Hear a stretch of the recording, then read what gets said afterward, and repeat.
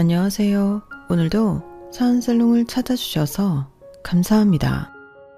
저는 의사 남편이 개업하기까지 10년이라는 긴 시간 동안 뒷바라지를 하다 이혼당한 30대 여성입니다. 저는 대학교 4학년 때 의대 졸업을 앞두고 있는 남편을 만나 연애를 하고 결혼했는데요. 4년 동안 연애를 했고 결혼 생활은 6년 정도 했어요. 무려 10년이에요. 10년이라는 시간 동안 저희는 한 번도 헤어지지 않고 함께했죠. 저는 이제껏 저와 남편이 끈끈한 사랑으로 맺어졌다고 생각했어요. 왜 힘든 시기를 같이 극복한 사이는 결코 헤어질 수 없다고 하잖아요. 저는 남편이 의대를 졸업하고 인턴 레지던트, 4년간의 펠로우, 그리고 개인 병원 개업까지 그 힘든 시기를 전부 옆에서 지켜봤거든요. 솔직히 지켜본 수준이 아니라 헌신했어요. 정서적으로든 물질적으로든 경제적으로든 제가 헌신했다고 자부할 수 있어요. 그런데 정형외과 개업 날짜를 잡은 뒤에 남편은 저에게 이혼을 요구했어요. 제 가슴에 대못을 박는 심한 말을 하면서 이혼을 하자고 했죠. 그래서 그렇게 남편에게 헌신한 제가 어떻게 했냐고요? 처음에는 이해를 못하겠다며 화를 냈지만 결국엔 웃으면서 이혼 서류에 도장을 찍어줬어요. 그리고 저의 복수가 시작되었죠. 제 복수에 남편은 피눈물을 흘렸어요. 제 복수가 궁금하시죠? 지금 시작할게요. 저는 음악이 흐르는 집안의 외동딸로 태어났어요. 음악이 흐른다는 것은 말 그대로예요. 매 순간 저희 가족은 음악과 함께였거든요. 가장 오래된 기억을 떠올려 보자면 저희 가족이 차를 타고 어딘가를 가는데 스피커를 통해 부드러운 리듬의 대중가요가 흐르고 그 가요를 부모님이 앞좌석에서 흥얼거리는 장면이에요. 그 정도로 저희 가족은 음악과 항상 가까이 지냈어요. 하지만 그런 분위기가 만들어진 것이 저희 부모님이 음악을 배운 전문가이기 때문은 아니에요. 솔직히 저희 부모님은 전문적으로 그리고 공식적으로 음악을 배운 분들은 아니세요. 하지만 아버지는 하모니카, 통기타와 같이 여러 악기를 독학할 만큼 음악을 사랑하세요. 게다가 음악을 사랑하는 마음으로 음반회사를 다니기도 했고요. 그리고 저희 엄마도 음악을 사랑하는 마음은 아빠에게 지지 않아요. 엄마는 악기를 다루지 못하지만 어릴 때부터 음반 매장을 방앗간처럼 매일 드나들 정도로 음악을 사랑하는 분이세요. 특히 엄마는 음악을 편식하지 않죠. 클래식이든 대중가요든 락이든 팝이든 모든 장르를 좋아하는 음악소녀예요. 그런 두 분이 처음 만난 장소는 통기타 동아리예요. 아빠는 통기타를 좋아하는 사람들과 연주를 하고 싶다는 마음으로, 엄마는 한 번 더 악기에 도전하고 싶다는 마음으로 동아리에 가입해 만나게 되었죠. 아빠는 엄마의 둘도 없는 통기타 선생님이었어요. 물론 지금도 엄마는 통기타를 잘 치지 못하지만 그런데도 아빠 덕분에 그때 무척 재미있었다고 해요. 그래서 단숨에 사랑을 키웠고 결혼을 했고 어렵게 제가 태어났어요. 저는 부모님이 결혼을 하고 5년이 지나 태어났어요. 부모님이 결혼 직후부터 아이를 준비했는데 쉽사리 챙기지 않았어요. 몇 번의 유산을 경험하면서 포기할까 생각도 했어요. 부모님은 그때를 생각하면 정말 암울한 시기였다고 했어요. 사랑하는 사람이 생기면 보통 그 사람을 닮은 아이를 갖고 싶어 하니까요. 그리고 정말 다행스럽게도 행운처럼 제가 생겼어요. 부모님은 저를 무척 귀하게 키웠어요. 어렵게 온 아이인 만큼 모든 정성을 쏟았죠. 그러면서 부모님은 딱 한 가지를 바랐어요. 여보, 우리 아이가 음악을 우리처럼 사랑하면 얼마나 좋을까?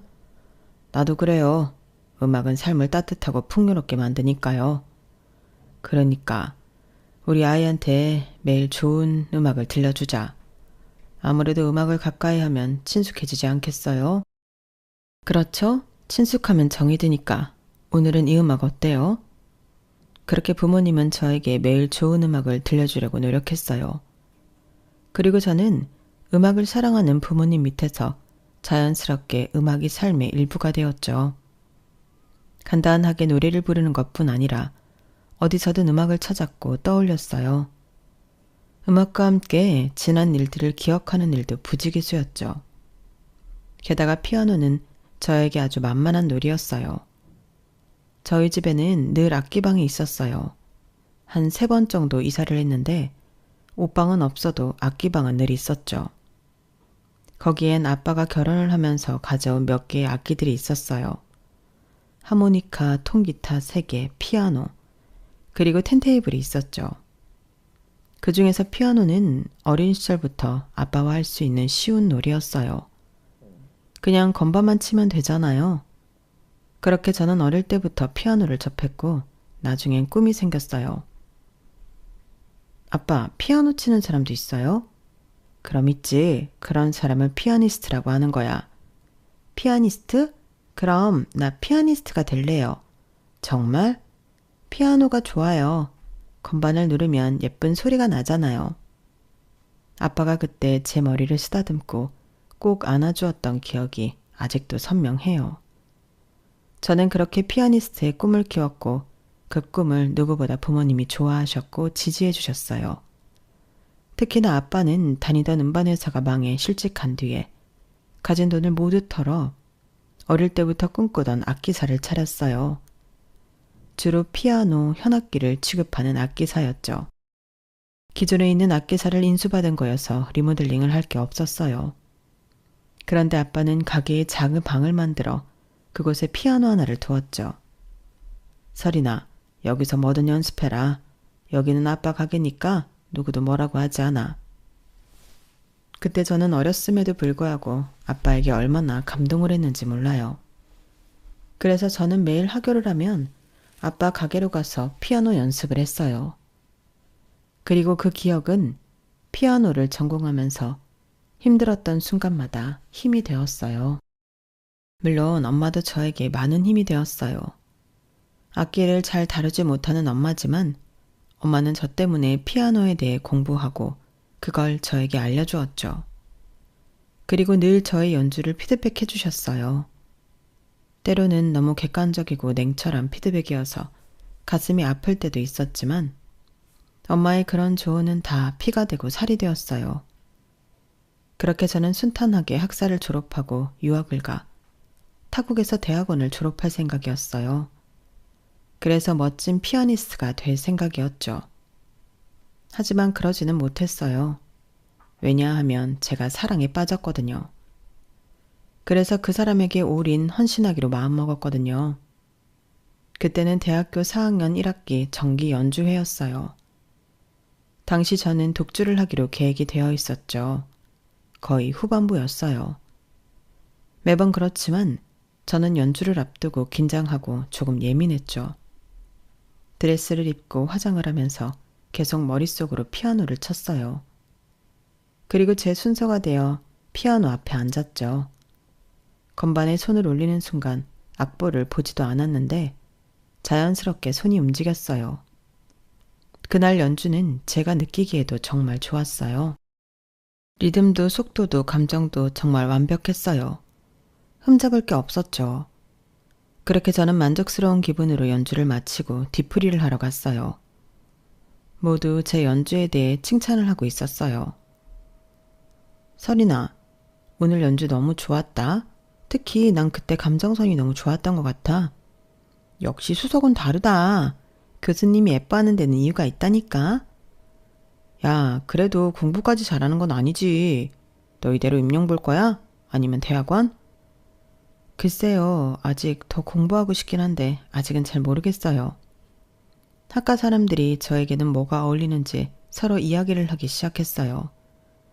저는 어색하게 웃으며 한가운데 앉아 있었죠. 그때 저와 친한 선배가 뒤풀이 장소로 들어왔어요. 어떤 처음 보는 사람과 함께요. 선배 왔어요? 왜 이렇게 늦었어요? 벌써 다들 한잔했는데. 그런데 누구세요? 아, 오늘 공연 본 친구.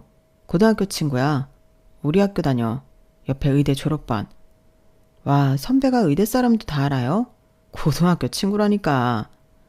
선배, 이 친구 잠깐만 여기 앉았다 가도 되죠? 잠깐? 아주 오래 계셔도 됩니다. 술이랑 다 편하게 드세요. 선배를 따라온 친구는 얌전하게 자리에 앉아 물만 마셨어요. 별다른 말도 안 했고 계속 고개를 끄덕이기만 했죠. 잘 보니 애초에 음악 이야기를 하는 저희 틈에 낄 정도로 조예가 깊은 것 같진 않았어요.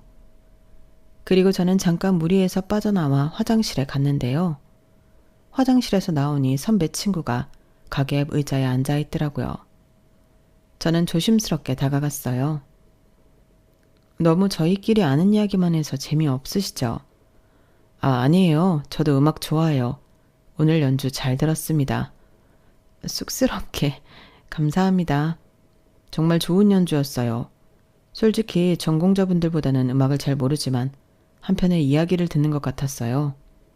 음악에서 희노애락이 느껴진다는 건 처음 알았어요. 좋게 봐주셔서 감사해요. 다음에 공연하면 또 오세요. 혹시 졸업하면 계획이 어떻게 되세요? 아직은 잘 모르겠어요. 더 공부하고 싶기도 하고, 바로 관련된 일을 하고 싶기도 하고, 사실 경험도 무시 못하잖아요. 더 공부를 한다면 아무래도 유학이겠죠? 욕심을 부리자면 그렇겠죠. 제 말에 선배 친구는 조금 실망한 듯한 표정을 지었어요. 왜요? 조금 아쉬워서요. 뭐가요? 사실 그 전부터 호철이가 공연 보러 오라고 했었거든요. 그 전이라면 언제요? 예과 때도 그랬고 늘 오라고 했어요. 연주 있을 때마다. 그런데 그때마다 공부할 거라고 가지 않았거든요. 네. 그런데 지금 너무 후회하는 중이에요. 왜요? 더 일찍 만났으면 좋았을 것 같지 않아요? 네? 누구를요? 우리요, 우리. 조금 더 일찍 만나서 알아갔으면 더 좋았을 것 같아요. 네? 왜요? 뭐, 저 같은 사람이 많았을지도 모르지만 연주하시는 모습 보고 첫눈에 반했어요. 더 알아가고 싶어요. 그런데 올해밖에 시간이 없네요. 제가 너무 늦게 보러 온 탓이죠. 저는 술도 마시지 않은 남자가 주정을 부리는 모습이 귀여웠어요. 그래서 잠시만 기다려보라고 말하고 가게로 들어갔죠. 가방을 챙겨서 나왔어요. 가방을 챙겨온 모습에 선배 친구가 동그랗게 눈을 뜨고 저를 보더라고요. 뭐예요? 시간이 있는지 없는지 고민할 게 아니라 일단 우리가 잘 맞는지 아닌지를 생각해야 하지 않겠어요? 제가 웃으며 서둘러 가자고 말했어요. 지금 이러고 있으면 공연 시간 늦어요. 공연이요? 오늘 제가 좋아하는 인디밴드 공연이거든요. 같이 갈 사람 없어서 안 가려고 했는데 잘 됐네요. 그런 음악도 들어요? 저희 엄마 닮아서요. 음악엔 편견 없거든요. 그런데 신기한 게 뭔지 알아요? 뭔데요? 음악에 편견이 없으니 사람한테도 편견이 없어요. 그러니까 지금 처음 본 사람이랑 공연 보러 가잖아요. 제가 그렇게 말하자 남자가 우뚝 섰어요. 그리고 진지한 얼굴로 말했어요. 편견이 있어도 저는 좋은 사람으로 보이고 싶어요. 아니, 편견이 있는 사람한테도 저는 좋은 사람이에요. 그 말에 저는 웃음을 참지 못했어요. 그리고 공연이 끝나고 저희는 자연스럽게 연인이 되었어요. 저희는 의대와 음대 사이에서 꽤나 유명한 캠퍼스 커플로 불렸어요. 교수님들도 아는 분들은 다 아셨죠. 왜냐하면 저는 수석이었고 남편도 꽤 공부를 잘한다고 알려진 학생이었으니까요. 저희는 연애를 하면서도 기존 성적을 유지하며 학생들에게 본보기가 되는 커플로 졸업했어요. 그리고 저는 사랑 때문에 유학도 임용고시도 포기하고 잘 아는 선배의 피아노 학원에 교사로 일했어요. 그리고 2년 정도 돈을 모아 대출까지 껴서 학원을 차렸어요. 학원은 잘 됐어요. 물론 처음부터 잘 되진 않았고 1년 정도 꾸준히 홍보하고 나니 나중엔 입소문을 타서 수강생이 넘쳤어요. 다른 교사를 뽑아야 할 수준이었죠. 하지만 저는 일단 돈을 더 모으고 싶어서 혼자 해결하고 있었어요. 몸은 지치고 힘들었지만 계좌에 들어오는 돈이 저를 힘나게 했어요. 그리고 쌓이는 돈을 보니 저는 결혼이 하고 싶어졌어요. 뭐? 결혼이 하고 싶다고? 이게 왜 갑자기 뜬구름 잡는 소리야? 우리 아직 28이야. 그리고 니네 오빠 아직 레지던트 2년 차잖아. 게다가 펠로우도 경험해보고 개원한다며? 그런데 결혼을 하겠다고 할까? 그래, 우리 결혼하기엔 아직 너무 어려. 너도 학원 차린 지 1년밖에 안 됐잖아. 결혼하려면 한두 푼 드는 게 아니라던데. 그래, 앞으로 개원도 할 생각이면 지금부터 차근차근 모으고 있을 텐데. 내가 생각하기엔 네가 결혼 이야기 꺼내면 부담스러워할 것 같은데? 내가 모은 돈 있잖아. 그거 가지고 하면 되지. 나도 오빠한테 부담 주면서 결혼할 생각은 없어. 야, 왜 그걸 다 네 돈으로 해? 결혼을 한다면 당연히 니네 오빠도 써야지. 결혼하는데 드는 비용이 한두 푼이 아니라니까. 몇 천씩 깨진다고. 그리고 둘이 같이 하는 결혼이잖아. 너만 하는 결혼이 아니라. 그런데 왜 네 돈만 쓸 생각을 해? 그래도 난 이미 내 학원 있잖아. 이제 크게 들어갈 데도 없고. 네 말대로 오빠 개원하기까지 시간이 좀 걸릴 텐데 그때까지 어떻게 기다려. 나 이번 주에 오빠 하루도 못 봤어. 한 번도 못 봤다고. 그래도 결혼하면 집에 들어올 때라도 볼 것 아니야. 옆에서 직접 도와줄 수도 있고. 다들 이런 마음으로 결혼하는 거 아니겠어? 너 언제부터 그렇게 헌신적이었니? 전에 연애할 땐 안 그랬잖아. 군대 기다리는 것도 답답하고 해바라기 될 것 같아서 헤어졌잖아.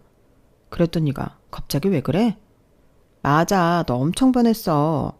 대학 다닐 때부터 지금까지 도시락이며 간식이며 싸들고 찾아가질 않나. 그것도 고작 한두 시간 보러 말이야. 너는 필기 공부할 것도 없는데 옆에서 책 읽는다고 도서관 따라다니고. 그 시간에 실기 준비해도 모자랄 판에. 야, 그것만 그래?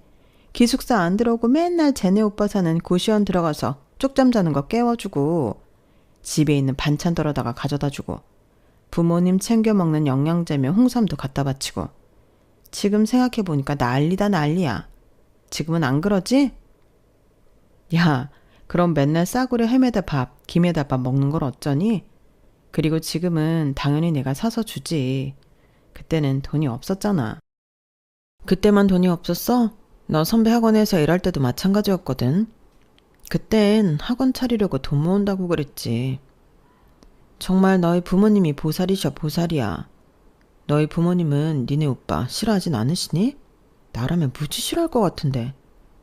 싫어하진 않으셔. 뭐 얼마 전에 유학 안 간 진짜 이유가 오빠 때문이라는 거 알았을 땐 좀 충격받으시긴 했지. 그걸 이제서 하셨어? 그동안 말을 안 했단 말이야? 그걸 어떻게 말해. 하늘을 우러러 한 점 부끄러움 없으면 말해야지. 안 그래? 그러게. 비밀로 한다는 건 네가 찜찜하다는 걸 아는 거다. 아이 참, 다들 왜 그래. 내가 오빠랑 결혼하는 게 싫어?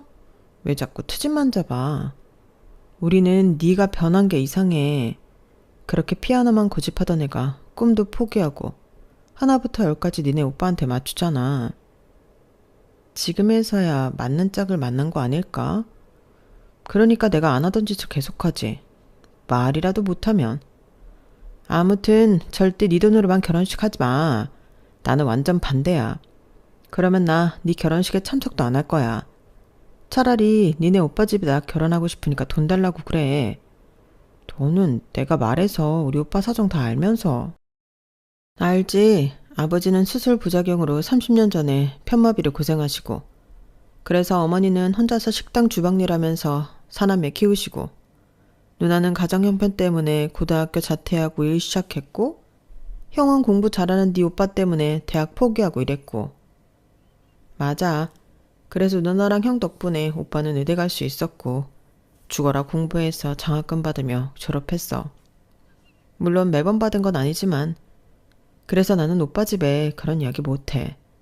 오빠 의사 만들어준 것만으로 난 감사해. 열려나셨다 열려나셨어. 오빠는 너를 만난 걸 천운으로 생각해야 한다니까. 어떤 여자친구가 그렇게 해. 요즘 세상에 너처럼 헌신하는 애가 어딨어?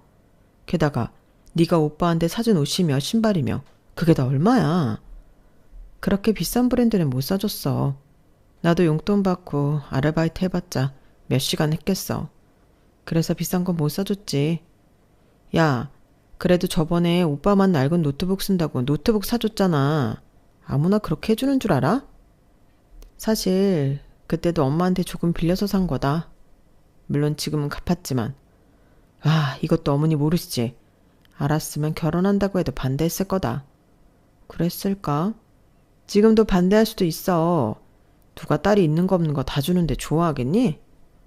데이트할 때 니네 오빠 계산하긴 했니? 편의점에서 뭐 살 때? 길거리 음식 먹을 때도 냈고. 그래도 고시원에서 밥 먹을 때가 더 많았으니까. 고시원은 내가 알기로 밥은 무료로 준다던데? 맞지? 그리고 반찬은 네가 집에서 가져온 거였을 테고. 에이, 그래도 우리 오빠 내가 해주는 걸 얼마나 고마워하고 또 미안해한다고. 그거면 됐지. 안 그래? 그래서 결혼을 하겠다고? 해야 할 것 같아. 정말 진심으로 그렇게라도 얼굴을 봐야 내가 살 것 같아. 그리고 저는 정말로 남편에게 결혼을 하자고 졸랐어요. 친구들의 말대로 남편은 당황하더군요. 무슨 결혼이야, 갑자기? 갑자기라니, 우리가 이제 4년이나 만났는데. 오빠, 4년이면 결혼하기에 조금 늦은 거라는 말도 있어. 누가 그래? 연애도 너무 길면 안 좋대. 그러니까 하자. 우리 같이 살면 너무 좋을 것 같지 않아? 매일 얼굴도 볼 수 있고, 내가 속옷이랑 옷 병원까지 가져다 주기도 편하고, 그리고 고시원에 사는 거 너무 답답하지 않아? 나랑 정 결혼하기 싫으면 본가에라도 들어가. 같은 지역에 살면서 왜 따로 살아? 집에는 절대 안 들어가. 집보다 고시원이 더 편해. 그럼 나랑 살든지. 계속 왜 그래?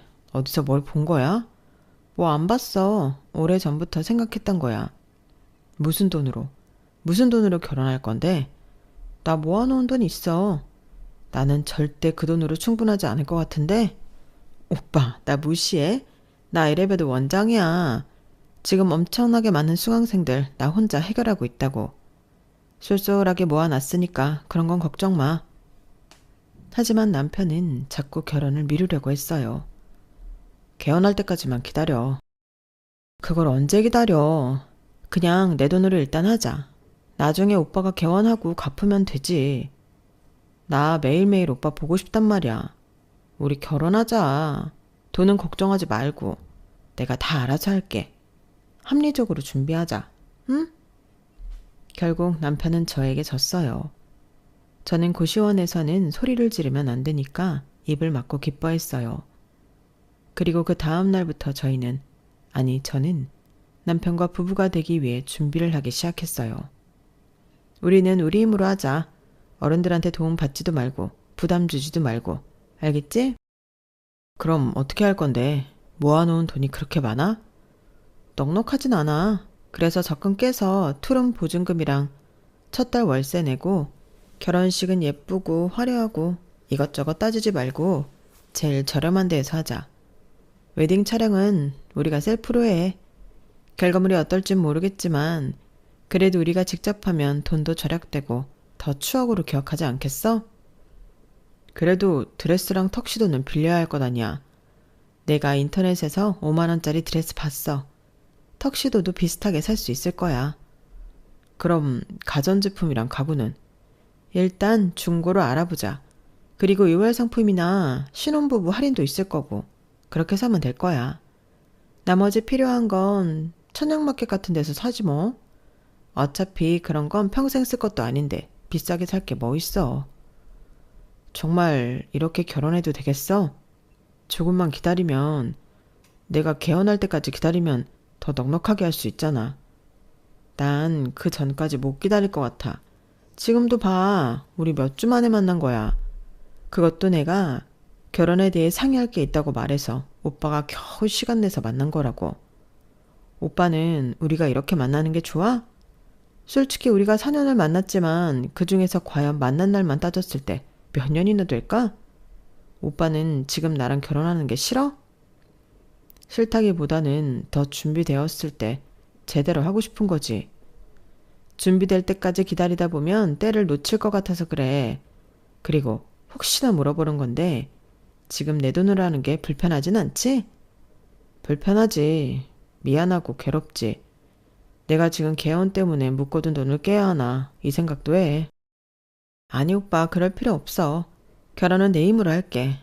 그리고 전에도 말했지만 정 오빠가 마음이 불편하면 개헌하고 갚으면 돼.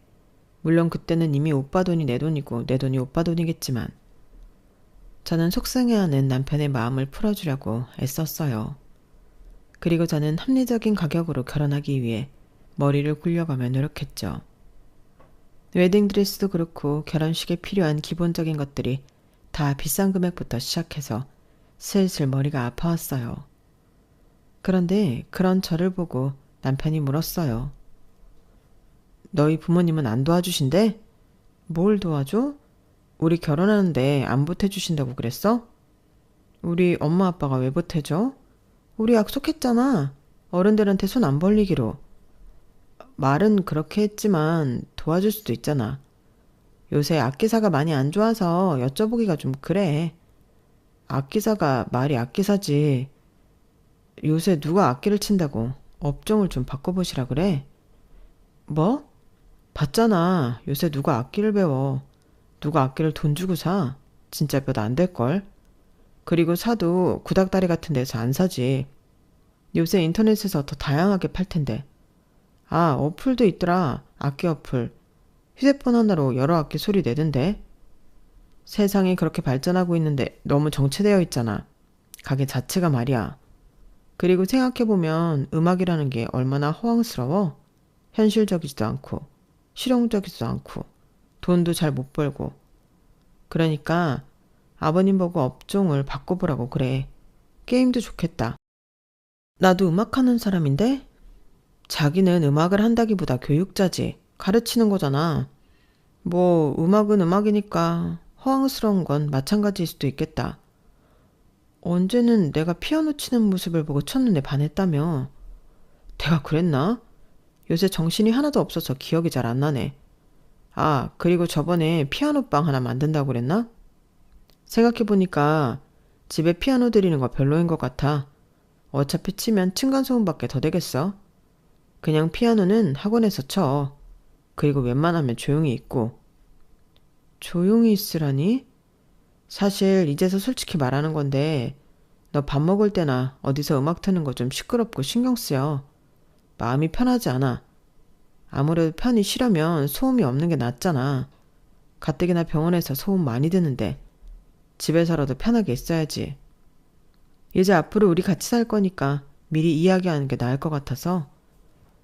저는 남편의 말에 괜히 서운하고 찜찜했지만 병원에서 고되게 일하는 남편을 배려하기 위해 집에 음악과 관련된 어떤 물품도 두지 않았어요. 남편을 위해 저는 저의 즐거움도 포기한 거예요. 하지만 제가 원하는 대로 남편과 한 공간에서 같이 지내니 너무 좋았어요. 남편이 퇴근을 하면 집에 돌아온다는 사실이 얼마나 기쁜지 저는 매일매일이 행복했어요. 그런데 시댁 식구들과는 잘 맞지 않았어요. 결혼 생활 6년 동안 저는 시댁에서 초대하지 않은 손님이었어요. 특히 남편의 누나인 형님과 남편의 형인 아주버님이 저를 무척 탐탁치 않게 생각했어요. 매번 시댁에 가면 형님과 아주버님은 번갈아 가며 남편에게 병원을 차려주라고 말했어요. 아니, 지금 학원 엄청 잘 된다며. 그리고 학원만 하는 게 아니라 작곡도 하고 유튜브에 영상도 올리더만. 그럼 얼마나 버는 거야? 그런데도 우리 동생 개혼을 못 시켜줘? 너 그 돈 허튼 데 쓰니? 주식이나 도박하는 거 아니야? 형님 아니에요. 학원도 유지하는 데 드는 비용이 있어서 그렇게 많이 벌지 못해요. 둘이 먹고 사는데 부족한 점 없이 버는 거죠. 그리고 작곡도 빵 떠야 돈을 많이 벌지. 아니면 저작권료도 얼마 안 나와요. 유튜브 영상도 마찬가지고요. 유튜브 실버 버튼은 받았다면서요. 이제 곧 골드 버튼 아닌가? 그런데 얼마 못 받는다고? 에이, 거짓말. 그냥 우리 동생 개혼해주기 싫구나? 그게 왜 싫어? 우리 동생이 개혼하면 네가 제일 좋은 거 아니야? 저 싫다고 안 했어요. 저도 여유가 있으면 개원해주고도 남았죠. 2호점도 내줬죠. 정말 제가 여유가 없어서 그래요. 니네 집에 땅 있다며 우리가 모르는 줄 알아? 그 땅 팔아서 개원해주면 되지. 그 땅도 영양가가 없는 땅이라 팔아도 얼마 안 나와요. 다들 처가에서 개원해준다는데 우리 동생은 처가를 참 잘못 만났네. 우리가 제 의대 보낸다고 얼마나 애썼는지 재수 씨도 들어서 잘 알죠? 나중에 크게 갚아요. 우리 덕분에 재수가 의사 남편 얻은 거니까 크게 갚아야 돼요. 알죠? 그래, 우리가 피땀 흘려서 번 돈으로 의대 갔으니 배로 갚아야지. 그러니까 빨리 개원시켜. 이러다 내 목 빠지겠다. 저는 이런 말을 결혼 생활 6년 동안 시댁에 갈 때마다 들었어요. 그리고 남편은 그런 시누이와 아주버님에게 아무 말도 하지 않았죠.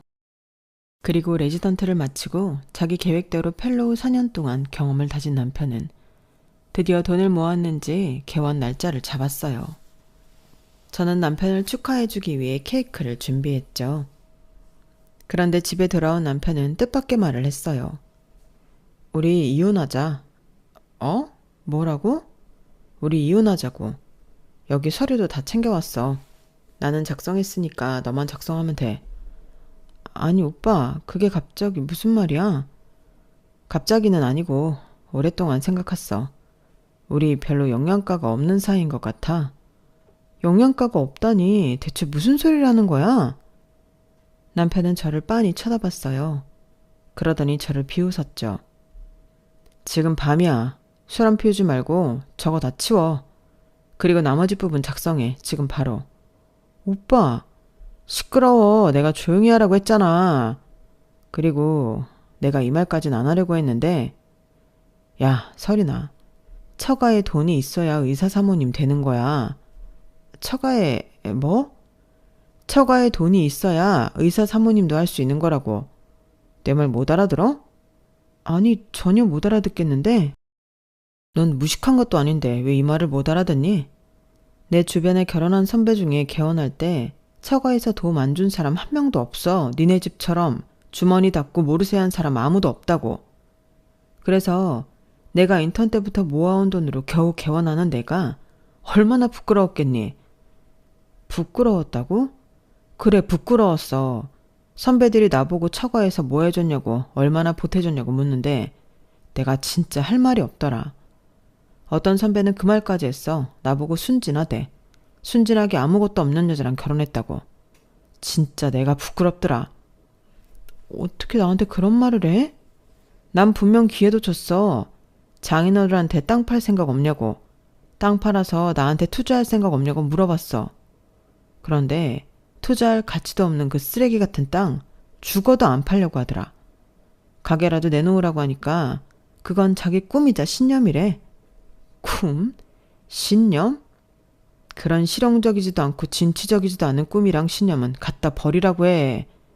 그런 쓸데없는 고집을 부리니까 니네 집이 아직도 가난한 거야. 우리 집 가난하지 않아. 아니, 너희 집 가난해. 가난하기로 작정한 사람들처럼 이상이면 낭만에 목매달고. 지금 말 다 했어? 내가, 우리 가족이 오빠를 위해서 어떻게 했는데 그런 말을 해?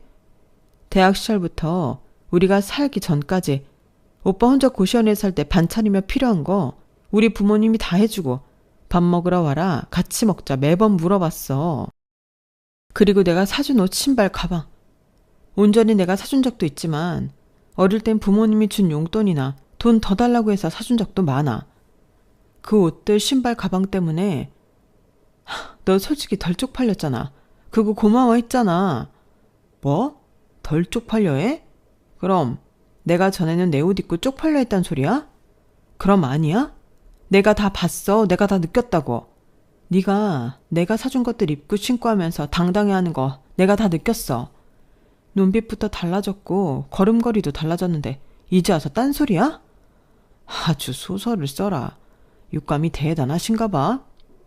그리고 우리가 신혼생활 시작했던 그 집 보증금 다 내가 한 거 아니야.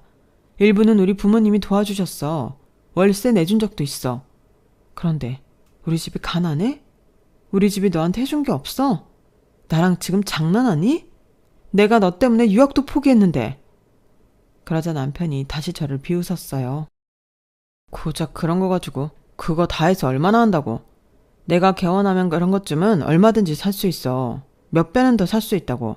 그리고 네가 나 때문에 유학을 포기해? 누가 그러랬어? 내가 유학 포기해달랬어? 했잖아. 네가 나 처음 만났을 때 유학까지 안 왔으면 좋겠다고 말했잖아. 그것도 잊었어? 아, 시끄러워. 더 이야기할 것도 없어. 그냥 이혼해. 저 정신없는 케이크 좀 치우고 빨리 여기에 도장 찍어. 저는 그런 남편을 빤히 보다가 이내 안방에서 제 도장을 찾아왔어요. 그리고 웃으며 도장을 찍어줬어요. 그리고 한 달 뒤에 저는 남편의 눈에서 피눈물이 나게 해줬어요. 이혼이 성립된 지 한 달 뒤 저는 한 건물로 들어갔어요. 익숙하게 2층에 올라가 개원 준비가 한창인 병원 문을 열었죠. 죄송합니다. 아직 준비 중이라서. 전 남편이 말을 다 잊지도 못하고 저를 멍하게 쳐다봤어요. 저는 싱긋 웃으며 화분을 건넸죠. 저주를 의미하는 검은 튤립이었어요. 여긴 어떻게 알고 온 거야? 전 남편이 상황 파악도 못하고 저에게 따지듯 묻더군요. 저는 병원을 둘러보며 천연덕스럽게 말했어요. 리모델링도 다 했고 직원도 다 뽑았겠네? 내일 개원이니까. 그치? 그걸 말이라고 해? 내가 철저한 사람인 거 알잖아. 이미 2주 전에 개원 준비 끝났어. 지금은 청소하러 온 거고. 첫 병원이라 그런지 애착이 강하네. 다행이다. 그래야 내가 속이 시원하지. 무슨 말을 하려는 거야? 말을 하려면 똑바로 해. 빙빙 돌리지 말고. 똑바로 말해도 되려나?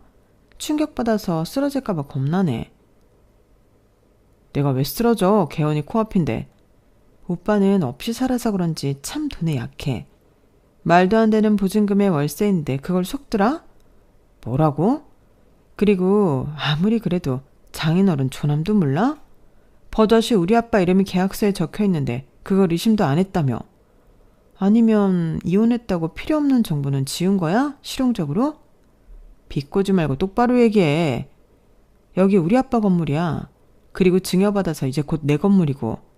뭐? 어때? 전부인 건물에서 장사하는 소감이. 나는 엄청 설레는데. 거짓말 마. 너희 아빠가 건물이 어딨어? 내가 지난번에 나한테 그랬지. 네가 개헌하기 전에 우리 아빠한테 가진 땅 팔아서 투자하라고 했다고. 그런데 그때는 이미 그 땅이 없었어. 오빠는 가끔 보면 참 멍청한 것 같아. 나한테 저기 새 아파트 들어서는 것 같다고 말도 했으면서 그 땅이 그 땅인 줄도 모르고. 어떻게 장인어른 가진 땅이 어디에 있는 줄도 모르면서 그 땅을 파내만해 할 수가 있지? 그 땅이 이번에 새 아파트 들어선 그 땅이라고? 맞아. 그것도 3년 전에 이미 팔렸어. 보상도 두둑히 받았지. 들으면 놀랄걸? 그 엄청난 돈으로 이 건물도 사고 다른 건물도 사고. 그래도 돈이 남더라. 거짓말하지 마. 집도 그대로고 차도 바꾸지 않고 행색도 그대로인데 나보고 그걸 믿으라고? 믿기 싫으면 믿지 않아도 돼. 하지만 이 건물이 우리 아빠 소유인 건 사실이야. 당장이라도 계약서 확인해보지 그래. 우리 아빠 이름이 적혀있을 텐데. 전 남편은 원장실로 들어가더니 서랍을 살폈어요.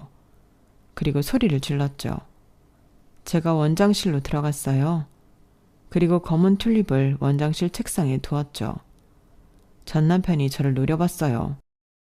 그래도 위치는 전에 건물이 더 낫지. 오빠 원래 여기서 개헌할 생각 없었잖아. 누가 돈 더 주고 계약했다 그랬나? 네가 그걸 어떻게 알아? 그런데 정말 위치는 좋더라. 아파트 한가운데에 있고 밑에 약국도 있고 병원 자리로는 제격이더라고.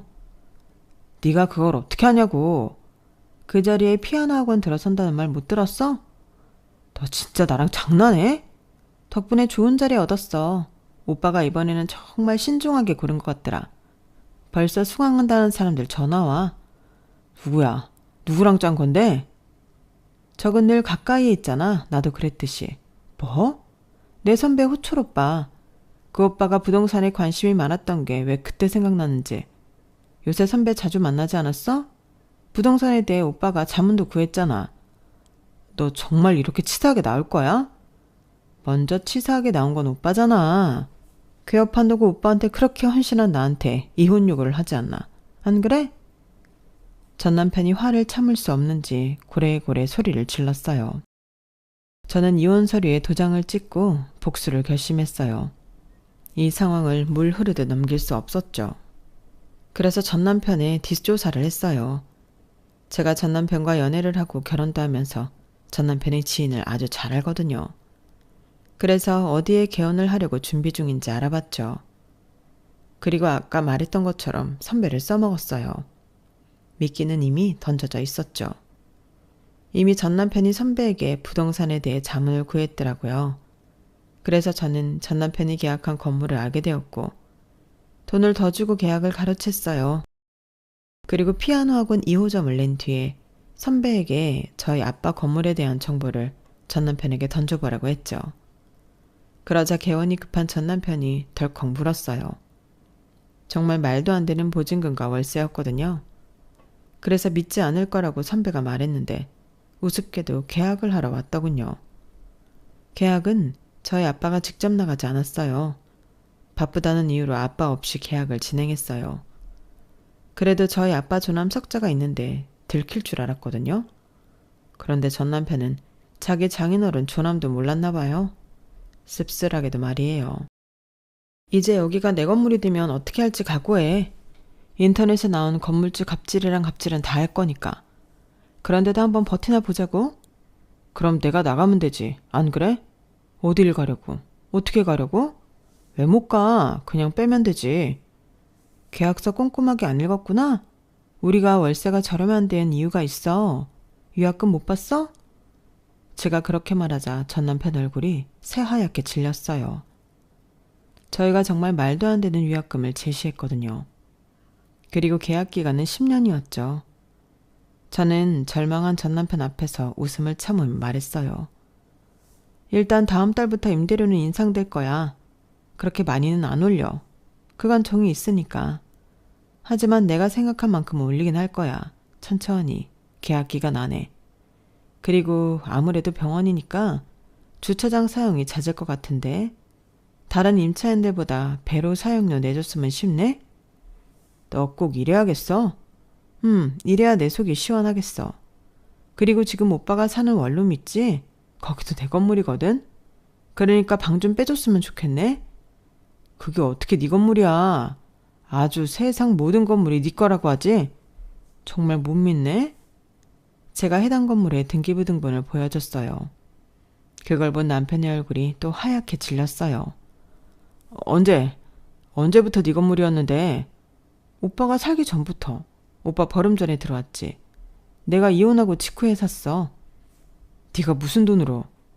사실 나 돈 많아. 학원도 잘 되고 있고 내가 작곡한 음악 올리는 유튜브도 골드 버튼 받았어. 그리고 오빠가 프로필에 등록한 음악 그 발라드 내가 작곡한 거야. 몇 주째 일이라 쏠쏠하게 받아. 정말이야? 몰랐지.